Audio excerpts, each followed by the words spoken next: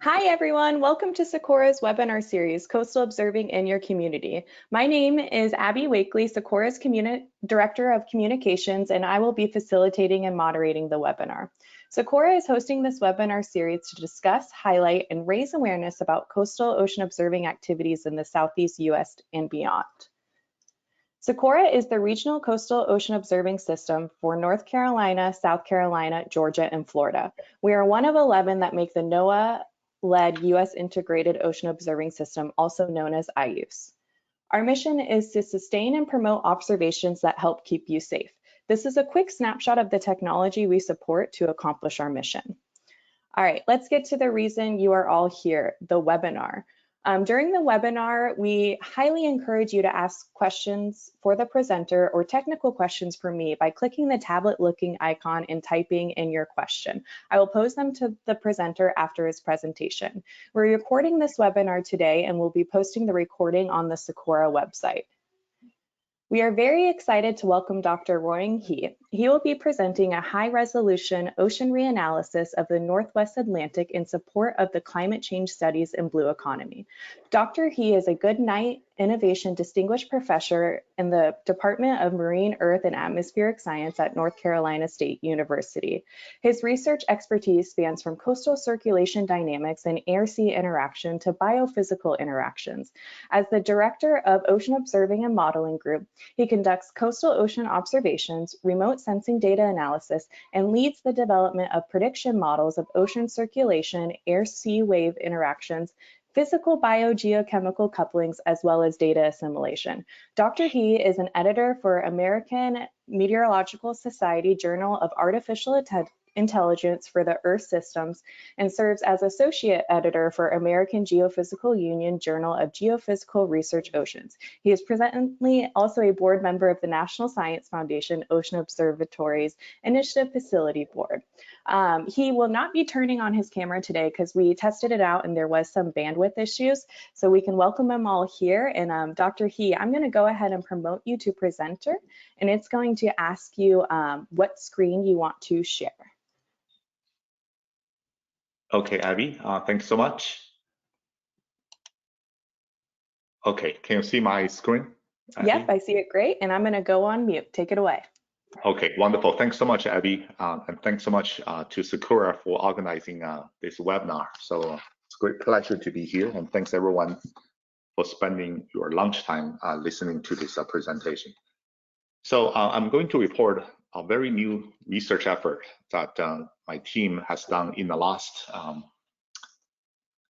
year also. So this is about a ocean reanalysis for the Northwest Atlantic in support of climate change studies and also the blue economy. So I'm presenting this work, but really the work is done by members in our group. So especially attending Wu, Shun Mao, Haibo Zheng, and Joseph Zambang.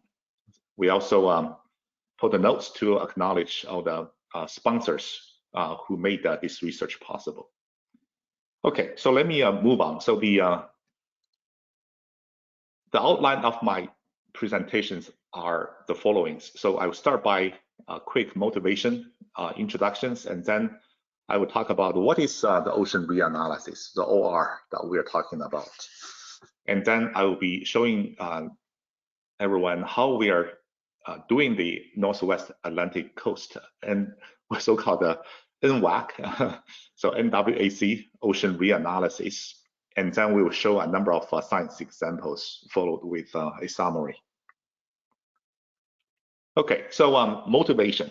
As we know that there's urgent need to study the climate change impact and also finding the climate change solutions. And this is a very nice graph from NOAA climate, from NASA climate study. So in this case, we're looking at the CO2, atmospheric CO2 time series over the last 800,000 years. So in this case, we see that for a very long time, the atmosphere CO2 is below 300 ppm, all the way to about 1950s. But then after 1950s, there's a rapid increase. Today, we're looking at atmospheric PCO2 level is about 420 ppm. So there's a rapid increase of the greenhouse gases. And as we know that the global warming is changing our Earth and our climate, and really we have seen lots of dire consequences, so such as like sea level rise, there's extreme weather condition, there's coastal storms, wildfires, coral reef bleaching, so on and so forth. So we can argue that the climate change is really the most challenging environmental problem that we as a humanity is facing today.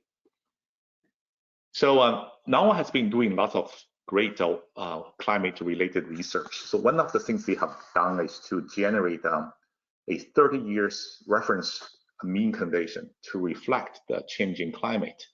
So in this case, if you look at the graph in the lower right, we are seeing the 30 years mean in sequential order for the last 100 years, right? So back in May 2021, NWAC updated the US climate normals for the last 30 years as a baseline, which is used to provide the climate information and the climate anomaly to the climate sensitive sectors. So such 30 years mean represents the standard and from which you can refer to different climate variations and look into the temperature anomaly, precipitation anomaly, for instance, relative to this 30 years mean condition. So we can argue that this is only for the continental US. For the land area, we should have similar information for the ocean as well. So we need ocean climate normals to provide the baseline for marine climate information and services as well. And another strong argument is we've been talking a lot about the blue economy, which is really the use of the ocean. So when we talk about expand the blue economy, observing, analyzing, and also predicting our ocean become a very crucial effort. So such a blue economy changing from the energy and the security, the food, the fishery, the well-being of the entire culture. So we need to understand how the ocean evolves from the last 30, 40 years, and then how the climate change is impacting our ocean environment. So this is really leads to this research topic on the ocean reanalysis. So what is ocean reanalysis? This is essentially a methodology that combines the historical ocean observations with a ocean model via a data simulation. So three things: observation, model, and data simulation. Together, they can be used to reconstruct historical state of the ocean from which detailed ocean processes and the dynamics can be examined. So OR. Okay, we actually have some OR ocean reanalysis around the communities already. So NCAR, for instance, they have a very nice archive showing different global ocean reanalysis product, such as the GGIRLs and such as the GODAS, such as ORAS4. So this is produced by European colleagues, ECMWF. SODAR, that's another very widely used ocean reanalysis produced by University of Maryland, and also Southern Ocean State Estimate, South Sea. So this is a global product, right? So we also having other two widely used product. One is called Copernicus Glorious. In this case, they are using data simulated NEMO model to generate a 1/12 degree. And we also have another widely used ocean hindcast dataset, HICOM, using HICOM encoder.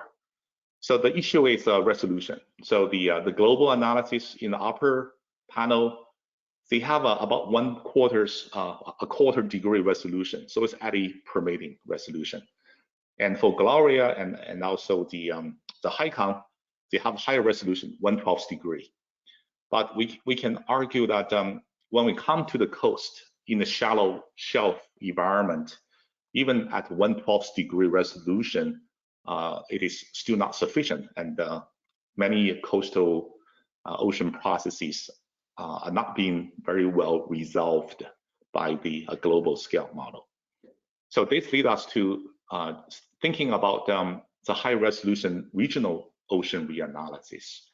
And the colleagues at UC Santa Cruz, they have done very nice work to generate a California current and Northeast Pacific ocean reanalysis. So then there's a nice paper published a couple of years ago in Ocean Modeling, and our effort to generate the Northwest Atlantic Coast OR, NWAC, was really inspired by the effort on the West Coast. So we're trying to build a similar multi-decadal ocean reanalysis for the entire Northwest Atlantic coast ocean, including the East Coast US, the Gulf of Mexico, and also the Caribbean seas.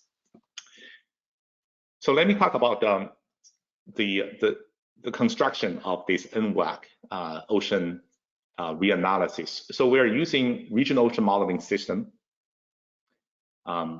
and then the spatial resolution is about 4 kilometers, so it's a pretty high resolution. And we also had 50 vertical layers to try to have a better resolution in the vertical in the water column as well. Surface forcing, we're using ECMWF ERA5. This is the atmosphere reanalysis, very accurate. It's open boundary condition, so we have one open boundary in the open ocean. In this case, so we're using the Siemens Glory's data assimilated NEMO solutions to generate the boundary forcing.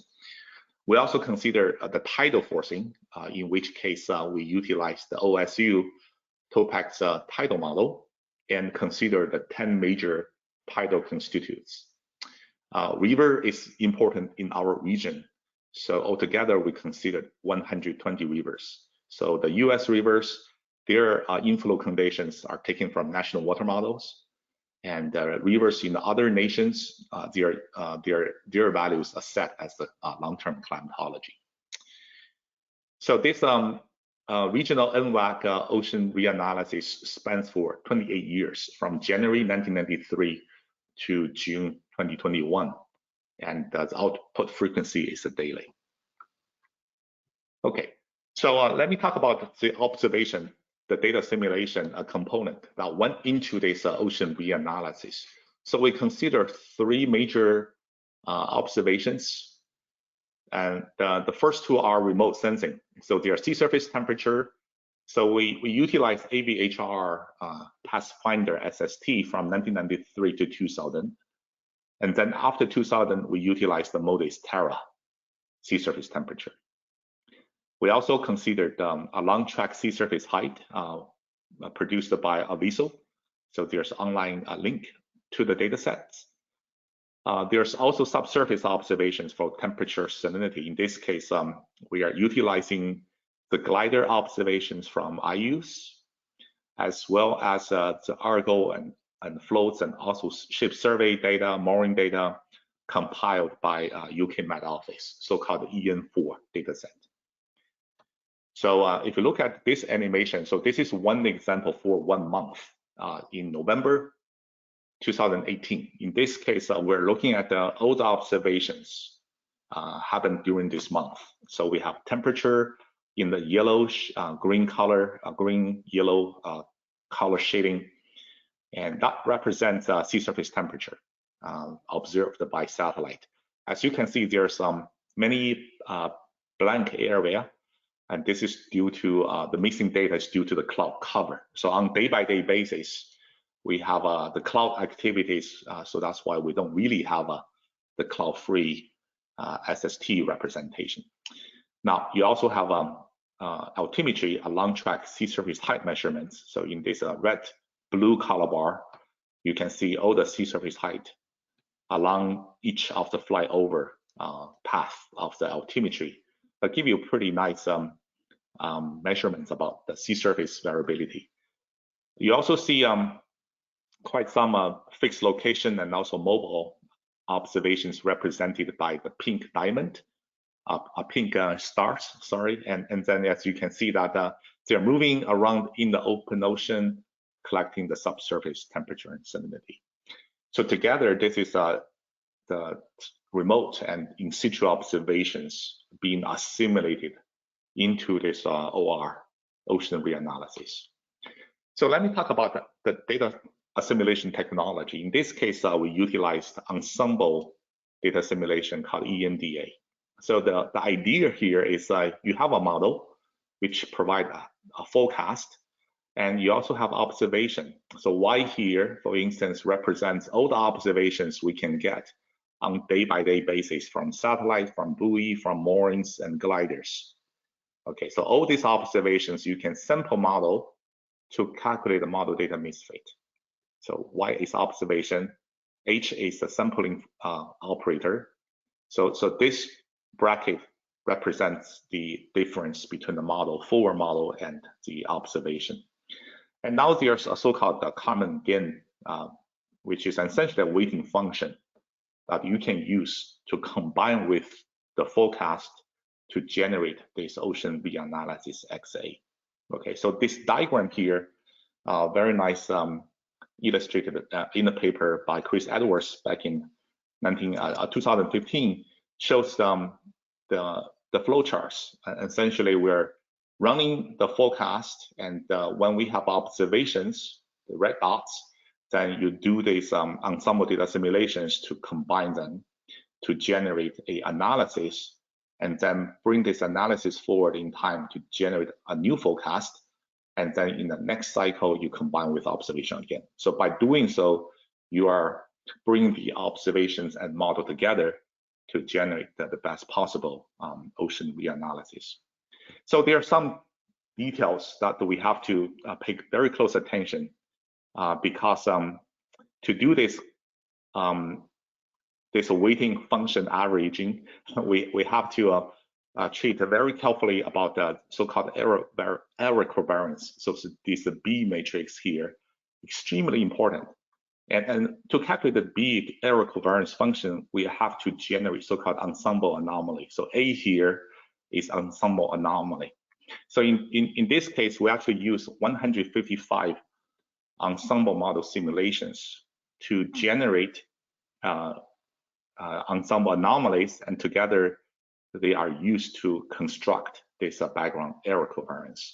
So this B function here really represents the correlations of observations with surrounding points, both in time and space. So that's really the most important part when it comes to generate the ensemble data simulation. So lots of careful calculations and calibrations are being made in generating these background covariance functions.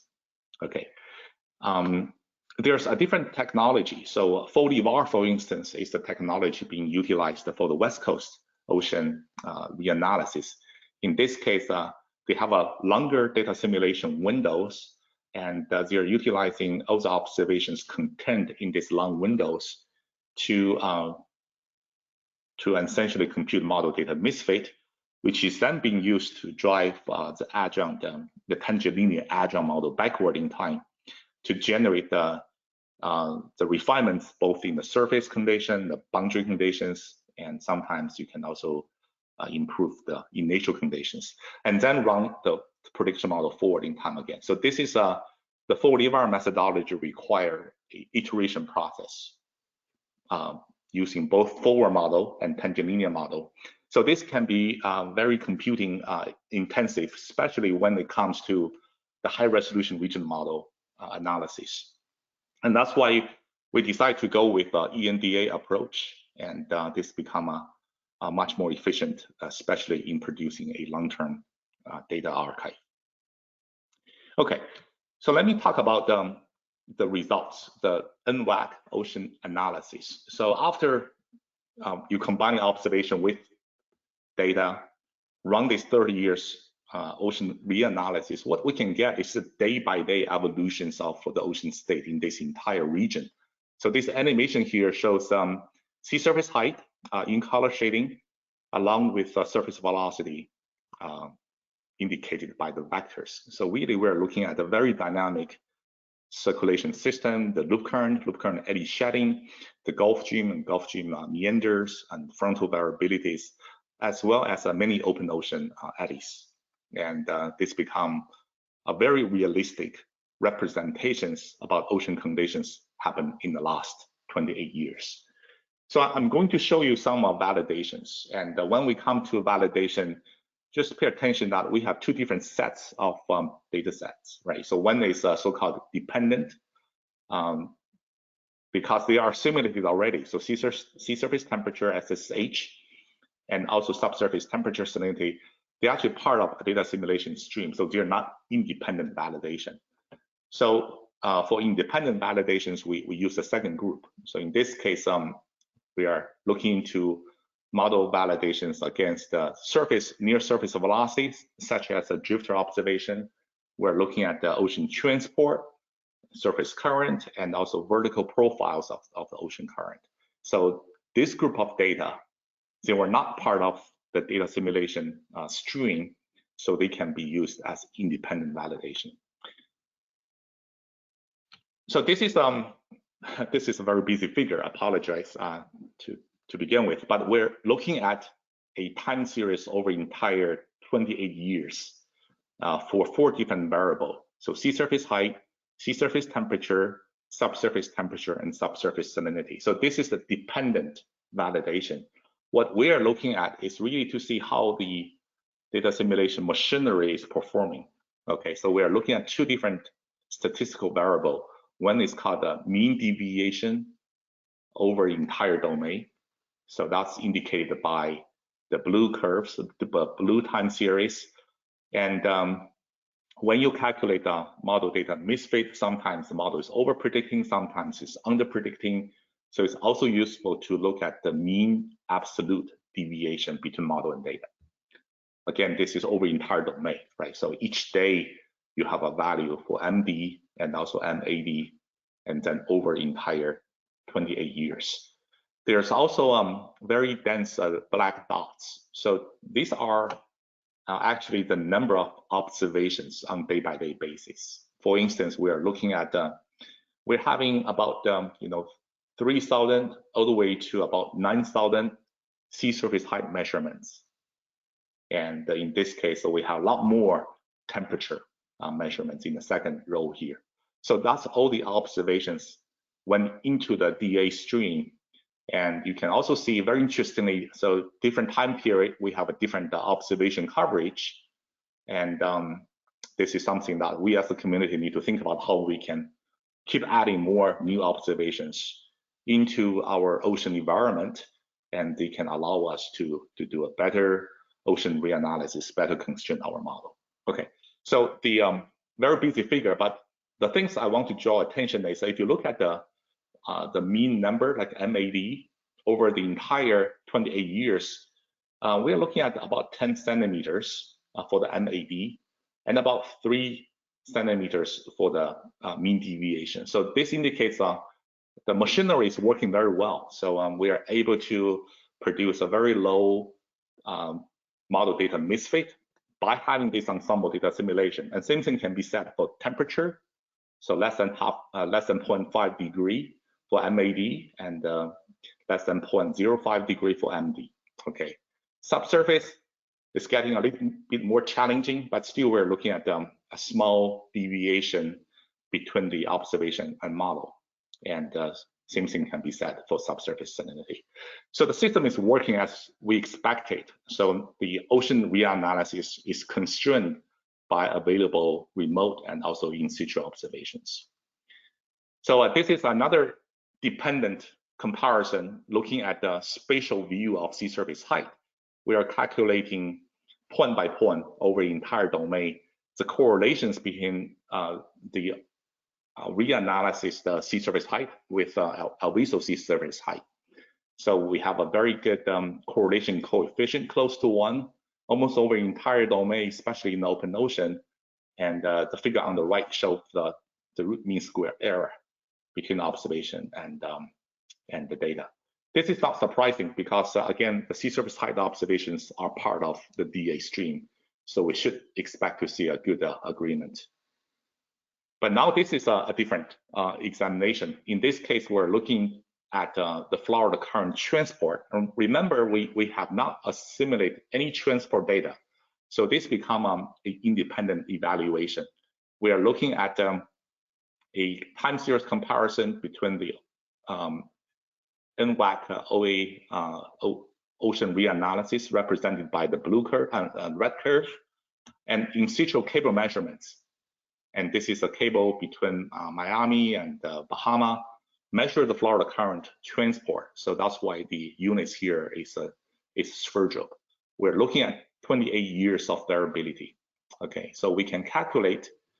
There's some gap in between in observation gap in 1999, but we can utilize all the available values to calculate the correlation coefficient, the RMSE, and also the bias, right? So this is the statistical values for our ocean reanalysis. We did the same thing to evaluate the glorious, right? So in this case, this is data assimilation, a NEMO model produced by European colleagues. So their solutions are represented by the blue curve down here, right? So in this case, we're looking at a better performance of this 4-kilometer ocean reanalysis compared to the glorious. And same thing can be said for HICOM. So when we compare HICOM and CODA, Florida current, time series with observation, and calculate the statistics, we're seeing that the NWAC OR also has a better performance when it comes to resolve the intra-annual variability of the Florida current, which is really the upstream flow conditions for the Gulf Stream for the downstream. Okay, so this is encouraging. We also looked into another extremely interesting observation. So this is a Oleander line. So for many years, colleagues in the community, they've been utilizing the sea cargo, so moving from New York to Bermuda. So along the way, there's some measurements. More recently, there's long-term measurements for ADCP, velocity for ocean currents. Okay, so what we're looking here is a upper ocean velocity, so averaged between 26 meters to about 200 meters. Okay, so we're looking at 3 different representations. In situ measurements by shipboard ADCP is represented by the black vectors, cross shelf. And then when we don't do any data simulation, we are seeing model conditions represented by the blue vectors. And then after we have done the ensemble data simulation, we are seeing the red curves, red vectors. So clearly we see a very good improvement after data simulation. The Gulf Stream become much narrow, and also the amplitude, the strength of the current is also improved. So this is a second independent validations we can do.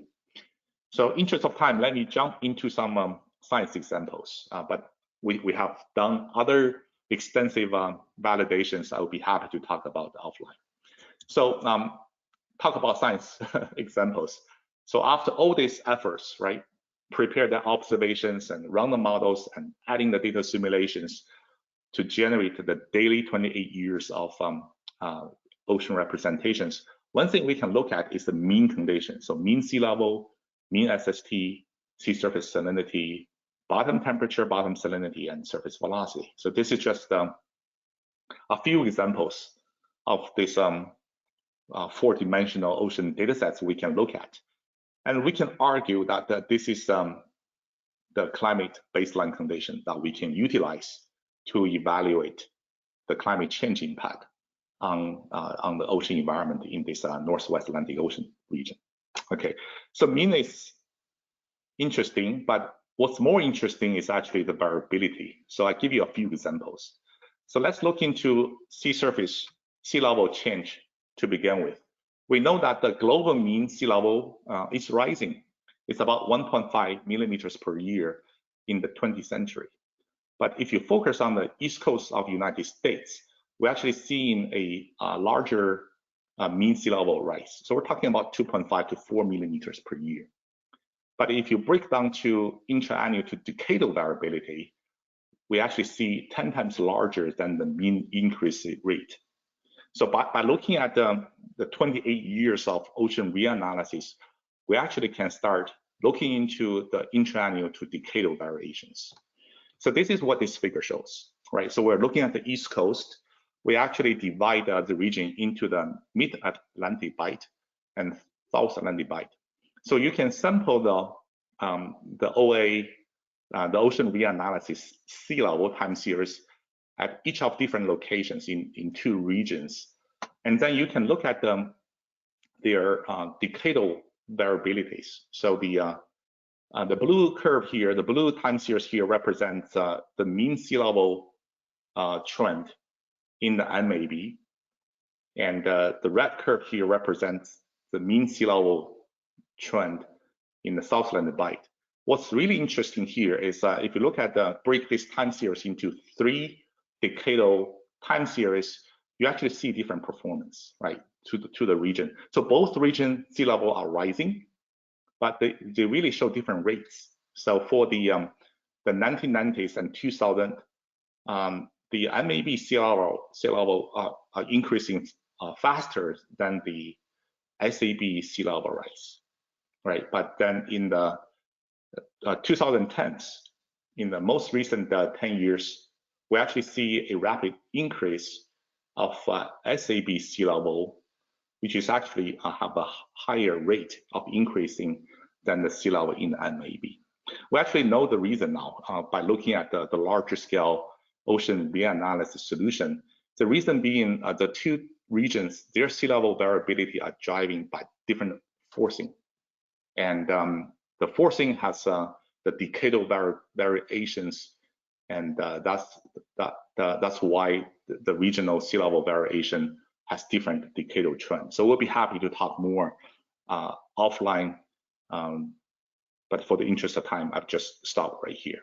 Okay, so let me show you another example. This is looking into the sea surface and bottom temperature trend over the last 28 years. We are looking at the surface condition in the right column, and the bottom temperature trend is showing in the right column. So interestingly, one thing we realize is we have to be very careful about the trend analysis. So if we don't do so-called the man-candle test, which is the significance test for the trend analysis, we see a very rapid warming in the Gulf of Maine and Atlantic Bight. We actually see some cooling, right, in the South Atlantic Bight. And when you perform the MK test to evaluate the significance of trend, we actually see that we don't really have a pronounced cooling trend in the MAB. We do see significant trend still in the Gulf of Maine MAB for temperature increase, and also for the Sargasso Sea open ocean and some regions in the Caribbean Ocean. But most of the other regions, SAB and Gulf of Mexico, we don't really see a major temperature increasing trend, okay, after the MK test. The situation is different for bottom temperature. We do see a region-wide bottom temperature increase, except in the Yucatan Strait. In this case, Cayman Islands, this is very deep ocean basin. There's a weak temperature decreasing trend. But over the entire US continental shelf, we are seeing a bottom temperature warming, especially at the shelf break region. Okay, so this is interesting. And there's certainly profound impact on the ecosystem, especially for the benthic species. Now, another example is on the marine heat wave. So there's many community efforts now looking to MHW. So marine heat wave is a discrete, prolonged, anomalous warm water event during which the water temperature is above 90 percentile of long-term local temperature measurements. So now we can utilize this 28 years temperature time series to start quantify the duration of MHW for each location, for each grade point in this entire region, looking to the frequency of the MHW, the mean intensity, the mean maximum temperature as well as the mean accumulative temperature for the MEHW. So very complex spatial variability, as you can tell. And again, there's a tremendous impact on the marine ecosystem and fishery dynamics. Now, in our region, especially south of 36° north, this is a prime North Atlantic hurricane region. So one of the key variables to look into the hurricane intensity is ocean heat content. So what we have done here is to look into hurricane season OHC trend in the last 28 years. And we do see a increase of OHC in most of the open ocean area. So we're looking into the trend with the p-value smaller than 5%. And we do see a gradual increase of OHC in the Pacific, in the Caribbean Ocean, and also in the Sargasso Sea, and also big portions of the Gulf of Mexico. So zooming to the Gulf of Mexico, there's another project that we've been working with many people, many colleagues in the community, looking to the Gulf of Mexico loop current dynamics. And National Academy has been funding a field campaign effort, so-called UGOS-1. So there's observations in the Gulf of Mexico. So what we're doing here is to look into this ocean reanalysis, but zoom into the Gulf to look at the day-by-day evolutions in 2019 all the way to 2021, to look into the Gulf Stream and the sea surface temperature and also sea surface salinity. So this is a very realistic representations about the Gulf of Mexico and loop current state and their evolutions happened during that very intensive field campaign year. So there's some tremendous data sets and information can be gleaned to understand the loop current dynamics. Now, the other things we are working on is to build upon this circulation ocean reanalysis to start building the biogeochemistry hindcast for the same 28 years. So this is some very initial, very preliminary results showing comparison between satellite observed sea surface chlorophyll concentration and the modeled surface chlorophyll. So what we are trying to do is, again, to collaborate with many scientists in the community to look into regional harmful algal bloom conditions, which exist around the entire region, right, along the entire coast of this region. Sargassum transport, which also shows a very strong annual and intra-annual variabilities, fishery dynamics, and most recently, there's so-called carbon dioxide removal. So this machinery, this modeling can be utilized to study the utility of different carbon dioxide removal techniques.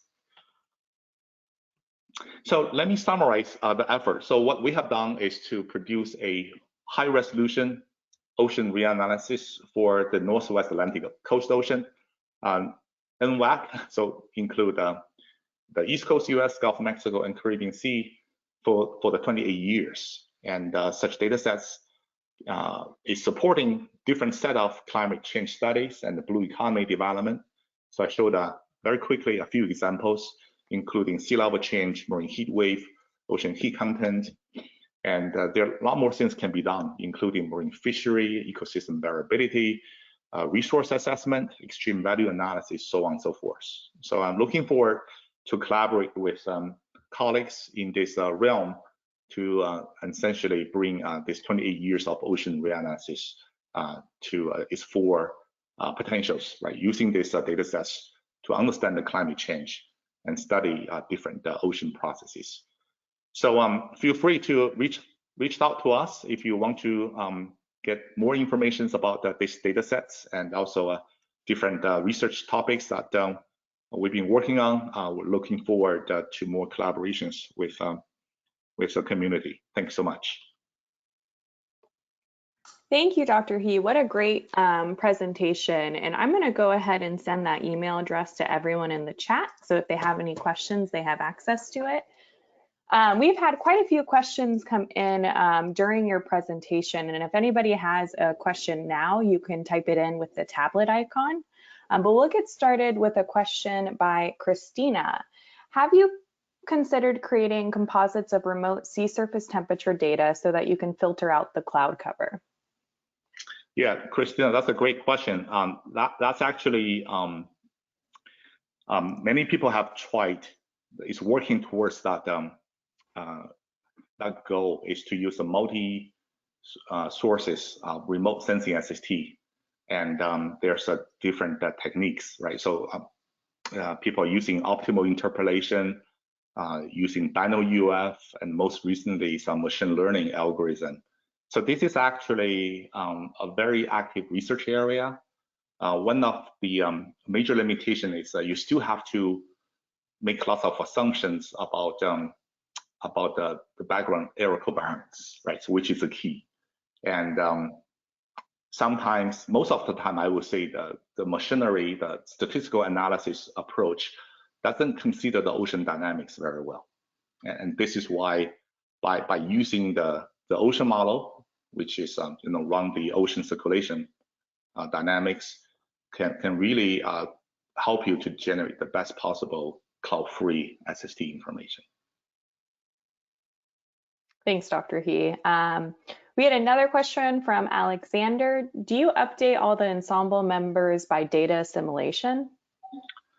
Good question, Alex. So Alex is an expert in the DA domain. So no. So in this case, we actually pre-computed 155 Ensemble members, and during the ocean reanalysis, we just hold them constant. We're not host. Yeah, so we don't recompute. Let me say that way. Yeah, we don't recompute. The reason is, again, try to be efficient. And when you look into a long-term ocean reanalysis, this is really a major undertaking, require lots of computing resources. So that's why the decision was made to do all the pre-calculations first. Thank you. And sorry, go ahead. I just want to say, Alex is raised a very good question. And Alex has another question for you. How do you localize B? Could you repeat, Abby?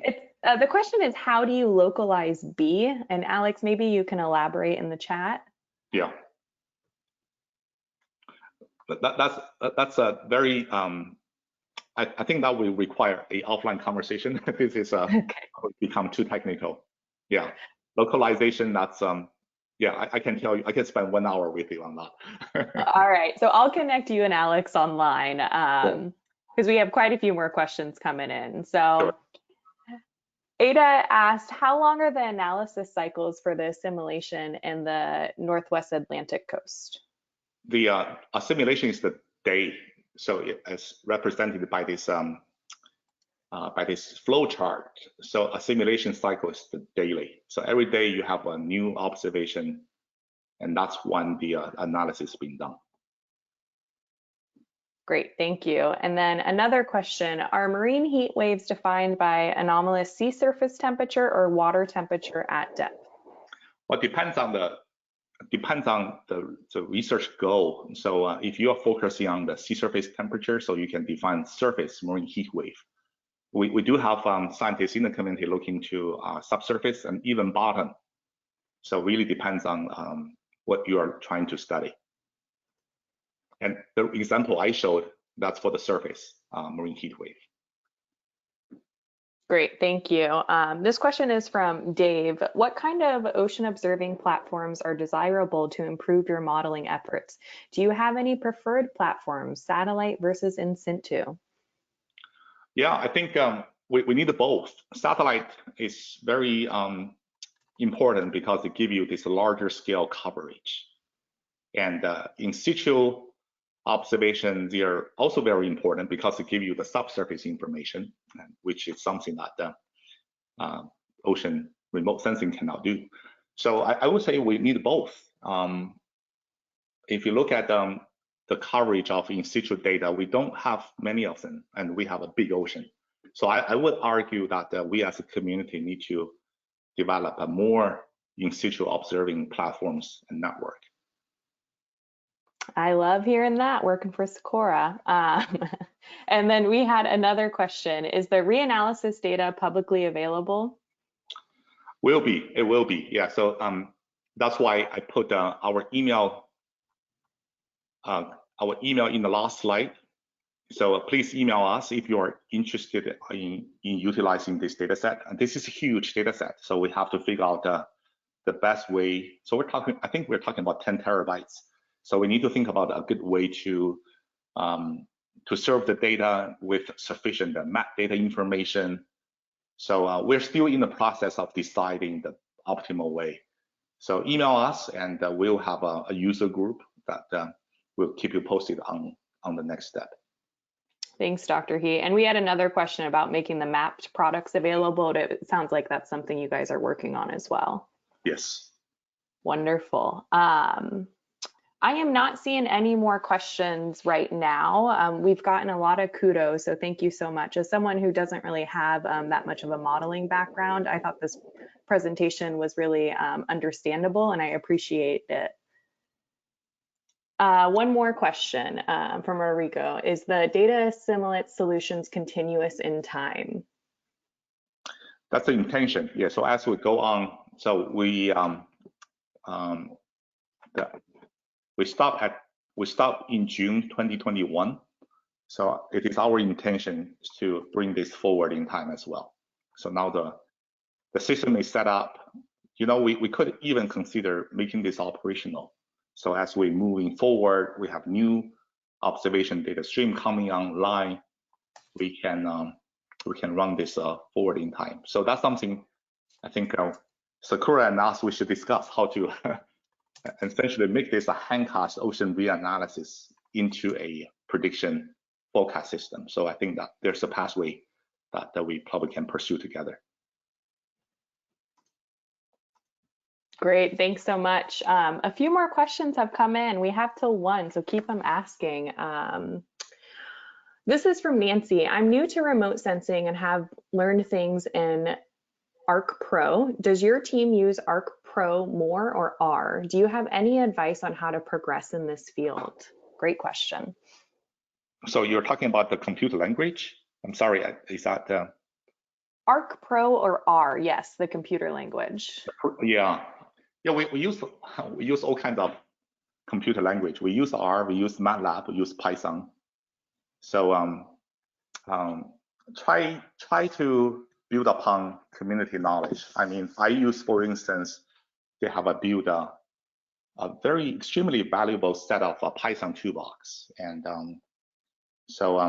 my suggestion is to look into existing resources to see what you can build upon, because chances you don't have to start develop things from scratch, and you can utilize existing package, either R or Python or MATLAB, to do your research.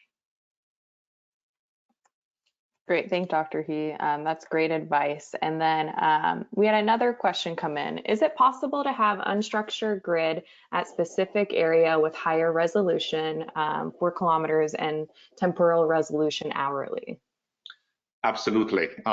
That's another research effort that's ongoing in my lab. So we could essentially utilizing this big domain daily model output to generate the initial and also boundary conditions to force some sub-regional high resolution, even unstructured grid, to produce a high frequency and high resolution representations of that regional ocean. Yes, that's doable. I think that's why we are trying to make these data sets available, so that will open up the opportunity for many other modelers. Great, thank you. Lots of thanks for answering the questions. We have time for a few more questions. If there's any coming in, we'll give it a minute for folks to type.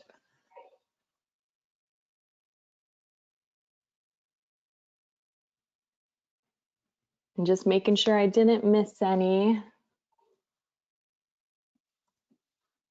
All right, so I think that is it. And if you all have any questions, we put the email oceanobservingandmodeling@ncsu.edu in the chat. It's also been on the slide. Please reach out to Dr. He and his team, especially about data access. Like you said, they can put you on a listserv and you can get more information about when it will be made available. And Dr. He, thank you so much for presenting. I'm really excited for this presentation, and we do have one more question come in, and then maybe we'll just end on that.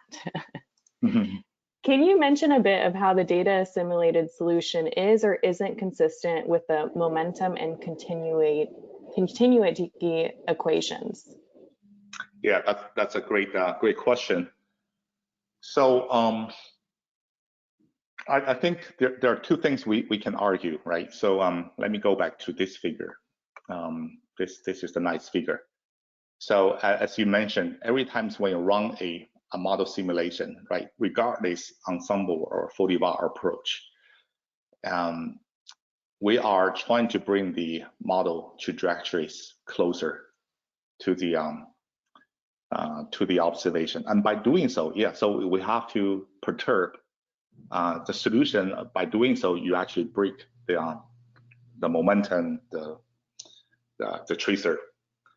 But the hope here is as we are doing, keep doing the model refinements. So imagine the difference between the observation and the model prediction is small, right? So every time you're adding just a small perturbation or small adjustment, that perturbation won't change too much about the ocean dynamics, the state of the ocean, and then the system will become more will be more closer to the reality, follow the physical laws. So I think the trick now is try not to have a big jump, a big model data misfit, so the perturbation won't become a detrimental factors. So I think this is just what data simulation is all about. We just have to minimize the model data misfit, and by doing so, you are trying to get a realistic solution, but also trying not to disturb the physical system too much. And that's why we just have to spend lots of effort to make sure the forward model is doing the best job as possible. So the perturbation, the model data misfit, is a small increment that you're perturbing the system over time. I hope I understand. I answered your question. So, but great question. I think that's just the nature of DA. There's a perturbation we just have to consider and have to improve over time. Thanks, and we have confirmed it answered the question, so thanks, Dr. He. Thank you. All right, well, thank you all so much for taking your lunch hour with us. We'll share the recording to everyone that has been registered, and Dr. He, I really appreciate you taking the time to present your great work. Thank you so much, Abby, and thanks, SECOORA, for this opportunity. Bye, everyone. Happy Tuesday. Bye-bye.